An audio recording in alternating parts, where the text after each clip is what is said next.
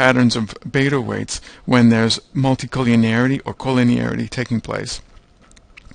Another observation worth pointing out is that the standard errors associated with the two independent variables that appear to be associated with some multicollinearity issues or collinearity issues, or a combination of both, is that the standard errors are basically double the size of the other variable.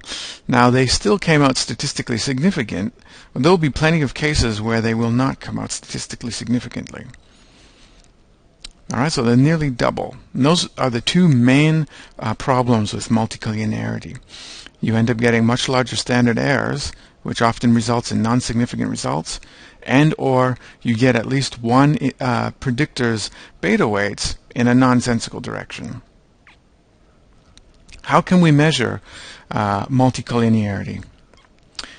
There are two main approaches. Tolerance is one, and the other one is variance inflation factor, and they're both very closely related to each other. So what's tolerance? It's the percentage of variance in the independent variable that is not accounted for by the other independent variables.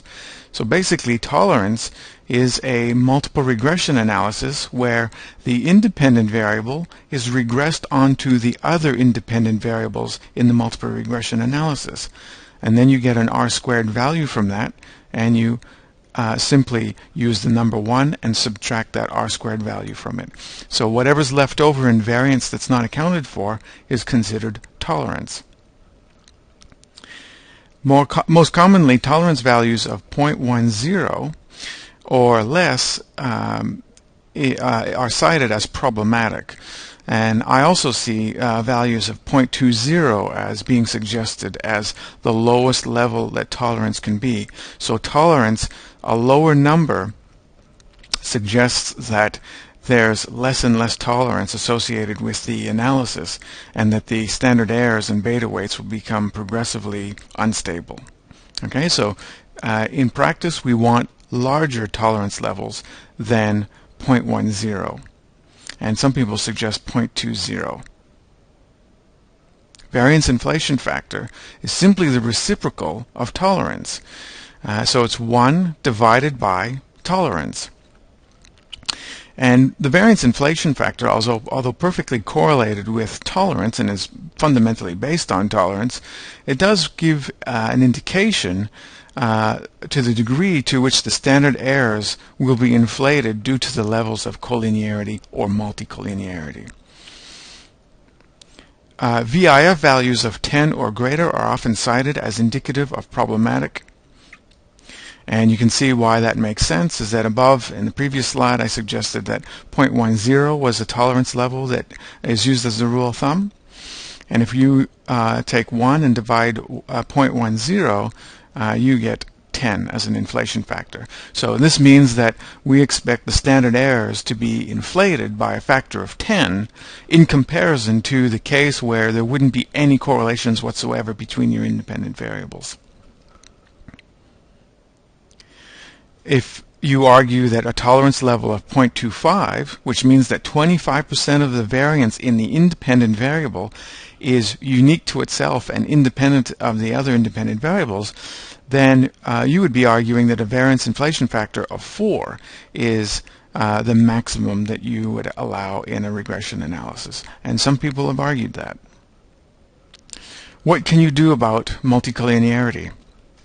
First, check to see if one of your predictor variables is a duplicate. This happens more often than you might think. I get consulted by somebody with a apparent multicollinearity problem, and it turns out that they simply entered the same variable twice and called it something differently, or they calculated it from a series of other variables and they did so twice. You can remove the redundant variable, and in this case I don't mean a duplicate variable, I mean a variable that is redundant with another because it's essentially measuring the same thing.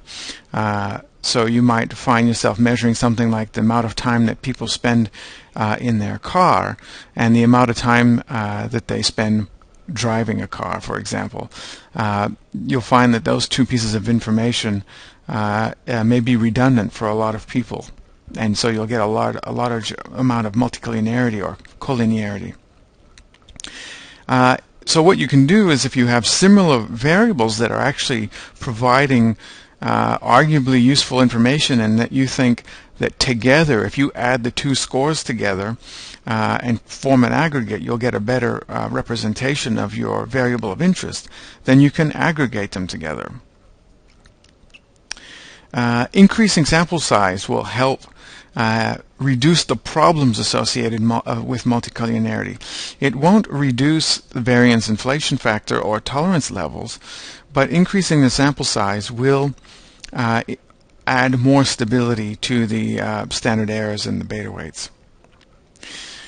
If you'd like more information about multicollinearity, where I have references that you can use to cite the various rules of thumb for tolerance and variation inflation factors, as well as additional information related to multicollinearity, I encourage you to check out the entry that I have on that, and my website looks like this, and in fact that's the entry on multicollinearity that I'll be continually updating with more and more up-to-date information and interesting papers to provide insight on the topic of multicollinearity.